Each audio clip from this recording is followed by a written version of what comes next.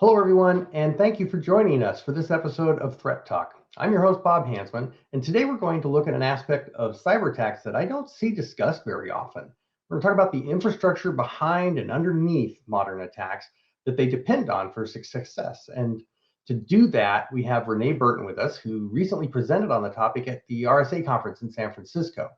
Now, Renee is the head of threat intelligence at Infoblox. She's been on the show before, and is going to help us understand a little more about persistent threat infrastructures and the actors behind them, including some recent real-world examples. So, Renee, thank you for being back on the show. Great. Thanks for having me. Appreciate it. Now, to start, we have a lot of listeners that are just starting out in their cybersecurity career, as well as the veterans. So, I want to get into some basics. Because persistent, I think when most security people think of it, they're thinking of advanced persistent threats. But now you're using it to talk about infrastructure. Can you explain that? Right. So the way that we work on DNS, protective DNS data detection and response. So our focus is on how threats manifest themselves in DNS, which means how domains and IPs are related to each other through the global domain name system, which is a unbelievably large distributed database. You can't actually capture the whole database because of how it operates. And that gives not only the domain names and the IP addresses, but how they're related to each other. So that might be in the event of being a name server or a CNAME, which is a canonical name record, which allows you to essentially redirect, for lack of a better term, as well as start of authority, which is essentially saying like, who belongs to this? How is it owned? And you have different vectors or different features within those start of authority records as well. When we talk about DNS infrastructure actors, we're talking about an actor who controls the domains and IP space. They can use shared infrastructure like cloud hosting providers and things like that, but they actually control how that is operating and how the DNS itself is configured. Now, we had Chance Tudor from your team on not too long ago talking about malvertising networks, and I assume that Mhm. fits under this umbrella? Yeah, exactly. So in particular, malvertising networks tend to be very persistent and long running. So when I use the word persistent here, I mean that it has to have been in operation in our nomenclature, has to be in operation for at least a year. And typically the ones that we're tracking have been in operation for 2 or 3 years. Again, they might move around. They might change up different attributes, but they're still consistent over time and doing the same kind of operations. So in the Omnitor case, that actor has been in, I think, about 2 years, if I recall correctly, and it's a typical case. Vextrio is another one of the kind of malvertising actors that we're watching today. They're able to stand up and remain up independent of other people detecting a one domain here or another domain there. That point alone is kind of scary because everybody's talking about zero-day threats and zero-day this, and you're looking at networks, and persistence aren't even 0-year threats. These guys have been around for 1 or 2 or even 3 years. But in your presentation, you talked about phishing networks, in particular lookalike phishing. And when I think of phishing, I think of the botnets that are spamming all the email. What's the breadth of what you encompass when you talk about a lookalike phishing network? So it can be very wide ranging. In particular, we have some that we watch who are what I call dedicated lookalike actors. There's one that we've got in our paper on lookalike domains, and that we're going to write a short publication presently, very soon, on that we call OpenTangle. So OpenTangle is a really good example of an infrastructure actor who, again, has been around for a couple of years. I think there have been maybe 3 years at this point. They've been around for quite a while. And all 2021. they, sorry? I'm looking at the notes from the paper. You said spring of 2021. Spring of That's like 2021. 3 years. Okay, so 2 years at least. And in theory, they could have been around in different, they could have manifested in a different way before then, and most likely they did. But they are dedicated to lookalike phishing. What I mean by that is they only use lookalike domains. They want to trick the human eye, and they're not involved in kind of other generic sorts of types of phishing. And so you might see them, for instance, they are really great fans of financial institutions. So they go after banks, taxes, two of their main categories. So for Europe, the United States, Canada, and Australia, those are their main target sets, and they distribute information via SMS messages and probably via other mechanisms as well. But we know, for instance, SMS messages. And in that case, they're going to have lookalikes to, say, Citibank or M&T Bank or Deutsche Bank is another one of their favorites. America First Credit Union is another favorite. They also will go after taxes, like the U.S. tax service or the Australian tax service. And they're going to be lookalike domains, right? So they're a small change in the domain from what it legitimately would be to the one that they have registered. Sometimes when you look at it in retrospect, you'll say, that doesn't look like that at all. But the problem is when you're actually, as a user looking at these things, it's in small font, maybe at the bottom of a browser or in an SMS message. The message itself is very compelling, and your eye just doesn't have the ability to quickly say like, oh no, that's slightly off. And so you're more likely to click in through the message. And that's what we mean by a lookalike in this particular case. Yeah, I visited the Magic Castle in Los Angeles, which is, for those aren't aware, kind of like the mecca for magicians that they love to go to. And they share, they have back rooms where they can share certain techniques and secrets and stuff. And I got invited there once years ago.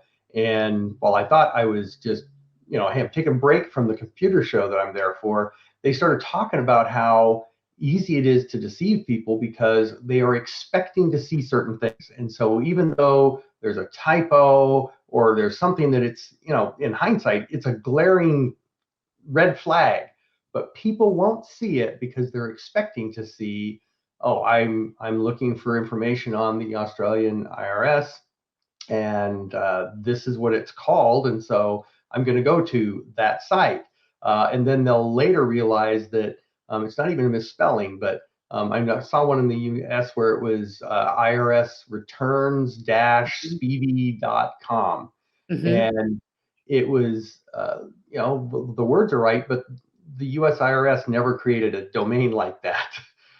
So as long as it matches what you're looking for, yeah. Yeah, there's a combination of ones, right? So there's some things that are just a trick of the eye. So one of the more common ones I see is like words that have an ing in them, domains that would have an ing, like, I don't know, serving. That's not the actual domain, but let's say that. Or things like servers, words that are like a plural, and they're part of the legitimate domain.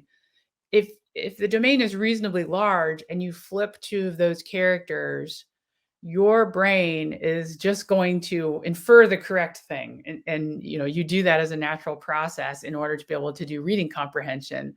It's very hard for your brain to say, oh, something looks out of place unless it's, really, really out of place. But even other ones, like where there's dashes, we've seen a lot of attacks recently for multi-factor authentication type attacks with lookalike domains, for example. Those sometimes are run by infrastructure actors who are running kind of a large persistent case, and then sometimes they might be one-offs.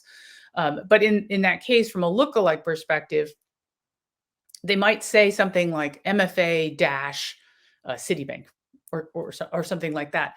And that's not a domain that Citibank did create or would create. But it has two things that you are naturally, inclined to accept: multi-factor authentication. That is my rock solid defense against hacking. And then Citibank, which is my bank. And you put those two together, and you sort of ignore other aspects of it. And the actor is successful in those cases. Well, and you, in that white paper you mentioned on lookalikes, you mentioned Coinbase, who actually was breached that way, Mhm. using that kind of a lookalike, imitating their multi-factor authentication provider and their company name. And Mhm. it went through SMS, not through email. It's like they combined all those factors and were successful at getting access to that employee's account. Yeah, that definitely is a trend. Started about a year-ish ago, maybe 15 months ago at this point. And there's a toolkit, probably multiple toolkits that are available on the internet, very cheap for actors to be able to do this at scale.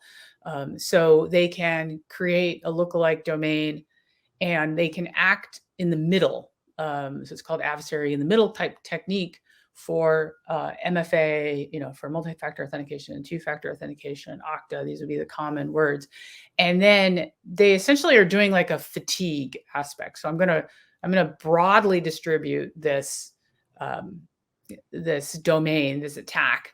And for instance, if I go after, Coinbase, and I can send SMS messages to all of their employees. And most of them are not going to pay attention, but I only need one or two or three. So Coinbase is not unique here. There's attacks going against everyone that you can imagine for MFA attacks, and a lot of them have been successful from this fatigue aspect of it, where they're inundating people, and then eventually someone will click into it. That's the kind of activity that we're seeing fairly regularly. And I said it started. We really saw an uptick, like February-ish of last year is when we started coming in, and then starting in the summertime. And there is actually a reasonable amount of reporting, including reporting by Microsoft last summer, that showed this attack, which kind of this rise in this type of attack, which also corresponded with these toolkits being available for sale.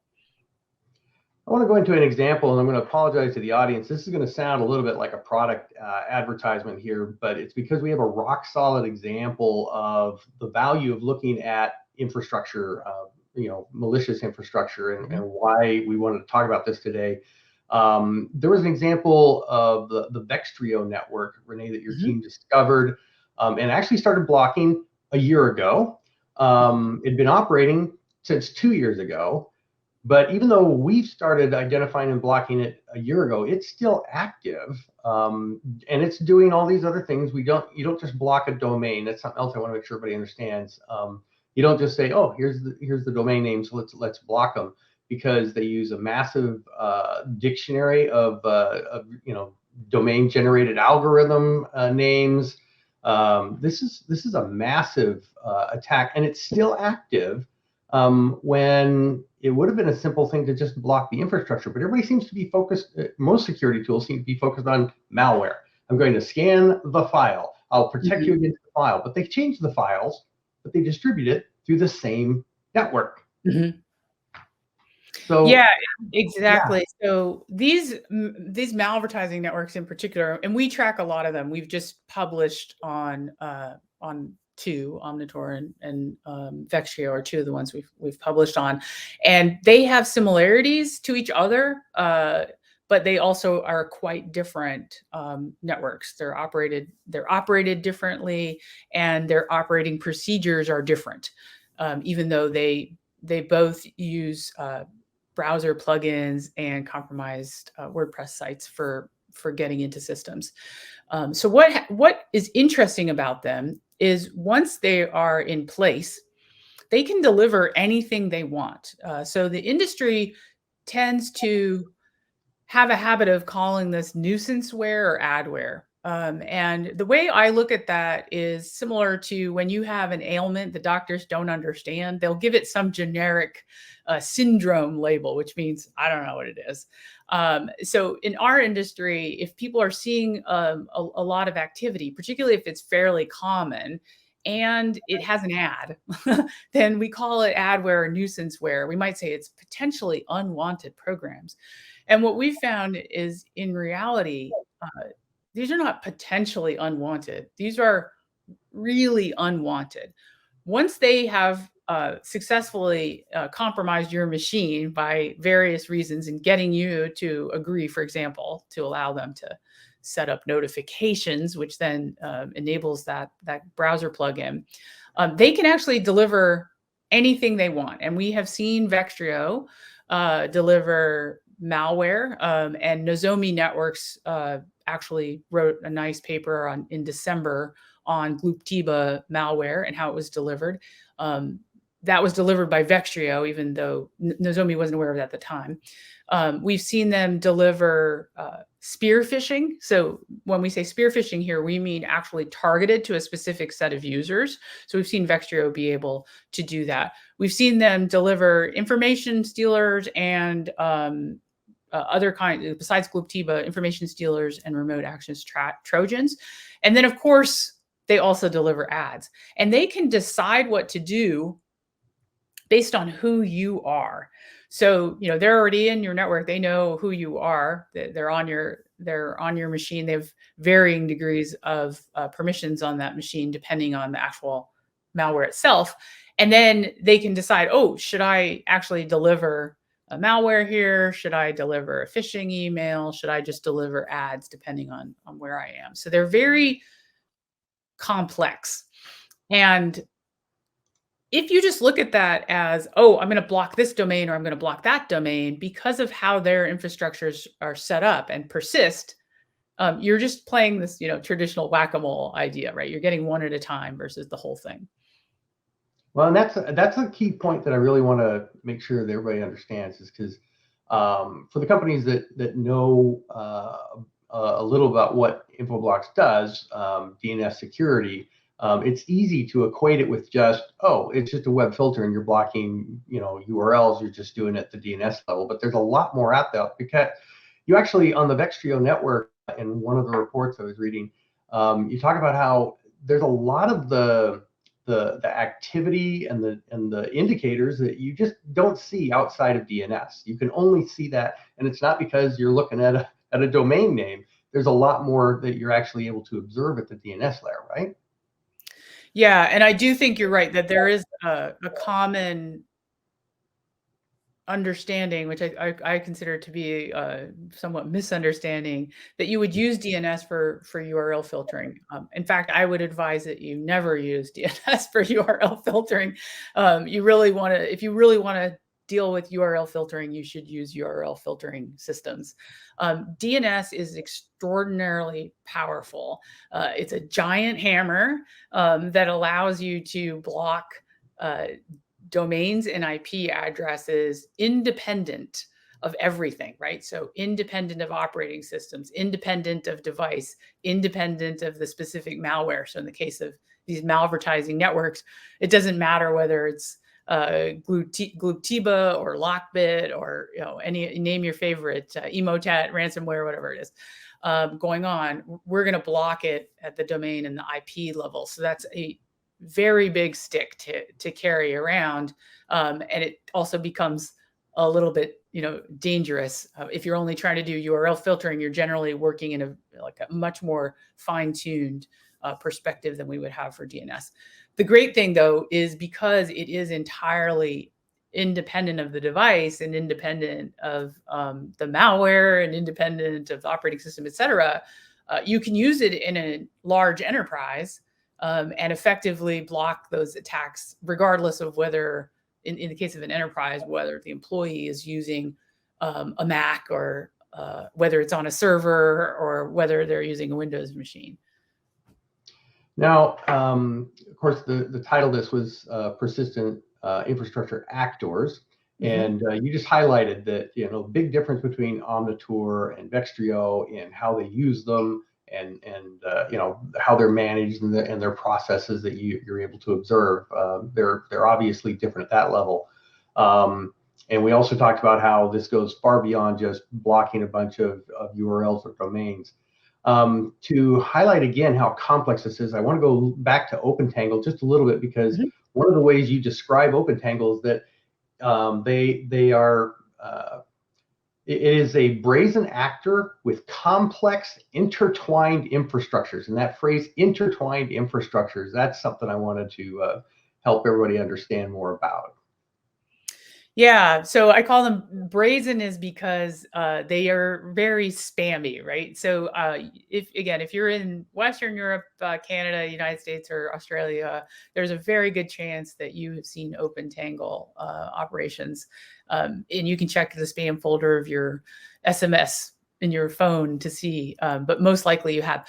Brazen in that case is, for instance, they'll tell you that your Citibank account or your Wells Fargo or your M&T or whatever Deutsche Bank account is locked, but you don't actually have a Deutsche Bank account.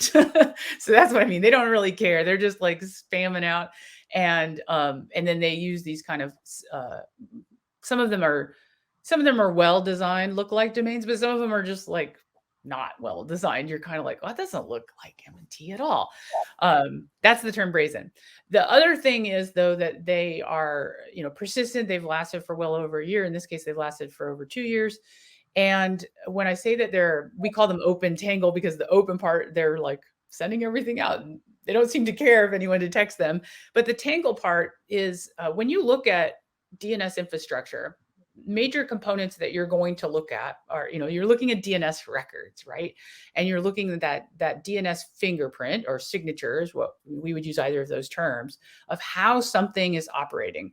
The aspects of that, as I mentioned earlier, might be to do with its name servers. It might be to do with its CNAME records, its canonical name records. It might have to do with its mail records, with its pointer records, which are how you reverse from IPs back to domain names. So any of those DNS records in aggregate and how they are set up is what we would define for a DNS fingerprint for an actor. And we combine all of these pieces together.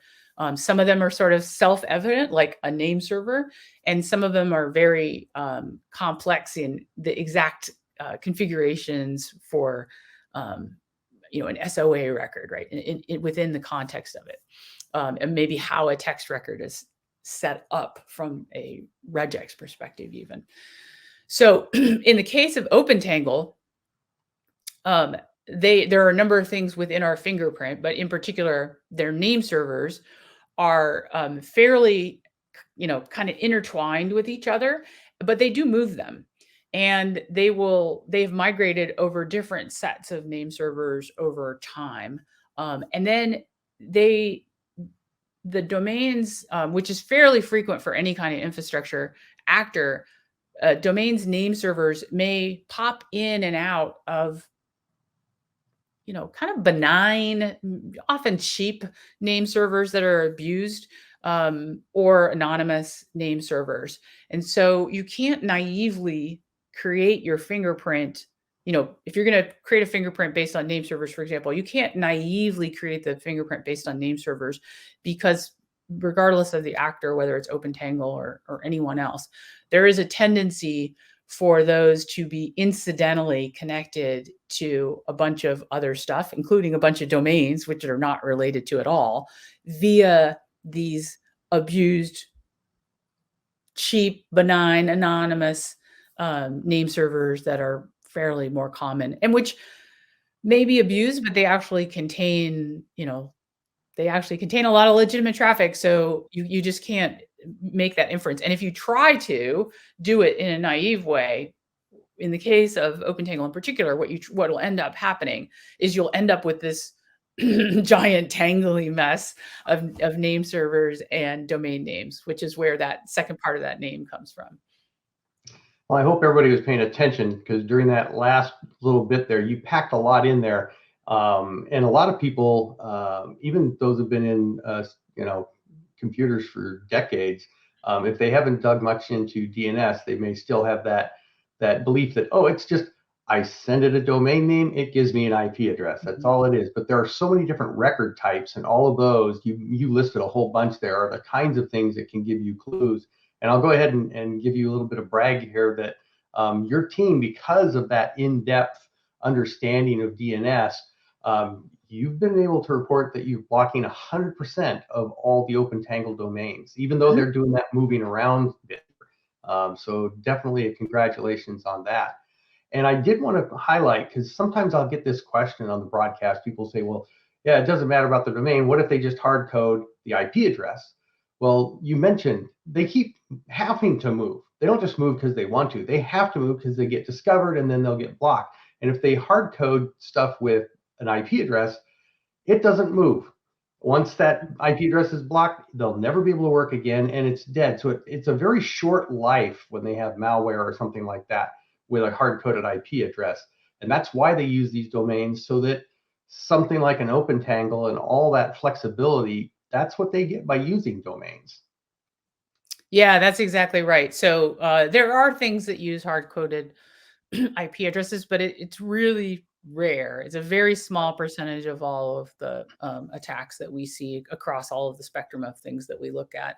I think the numbers around 92% is sort of the estimates that various studies have made recently that will use the domain name system in some fashion or another. So they might have an initial introduction through one way, but eventually they use DNS in order to make connectivity.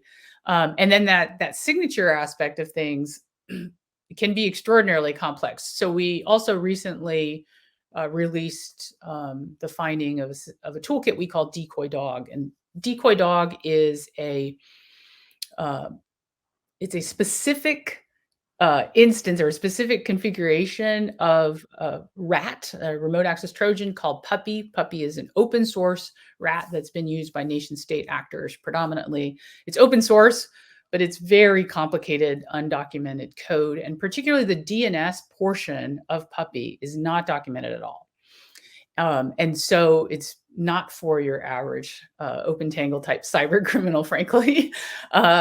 And what we have done to identify it as a toolkit is not just to say it's not just to say it's Puppy, but that it's Puppy configured and deployed in a very specific way based on its DNS signature. And that DNS signature leverages a lot of different elements of the DNS Q-type records, the different kinds of query type records that there are, and exactly how that actor has configured them.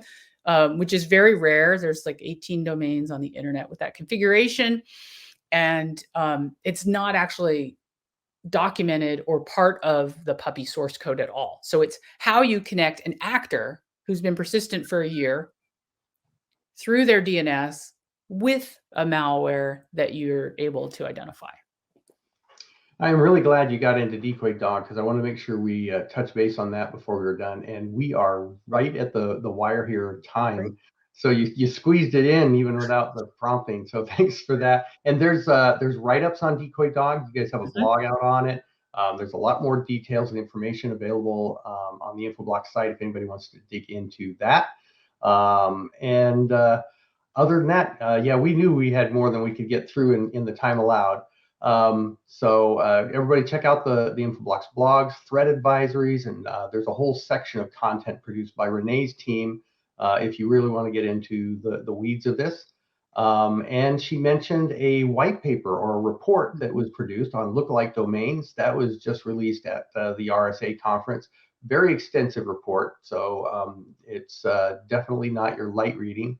But it's also not going to confuse those who are just looking to understand the breadth and the scope that lookalikes involve today. It's not just character replacement. Any final comments, Renee, before we say goodbye to everybody? Well, that lookalike paper also has a bunch of Easter eggs in it, which we're very proud of. It took a lot of work to get that done. So there's a good game aspect of it as well. And hopefully it's really useful. There's a lot of energy that put in to try and make that very accessible. Our Decoy Dog paper is pretty dense, but hopefully is valuable to people who really want to dig in and understand malware as well. All right. Well, thank you for being with us again, Renee. Yeah, thanks for having me. I appreciate it. And thanks to all of our viewers and listeners for your time as usual. And join us next time as we continue our efforts to help you stay on top of cybersecurity and ahead of cyber risks on Threat Talk.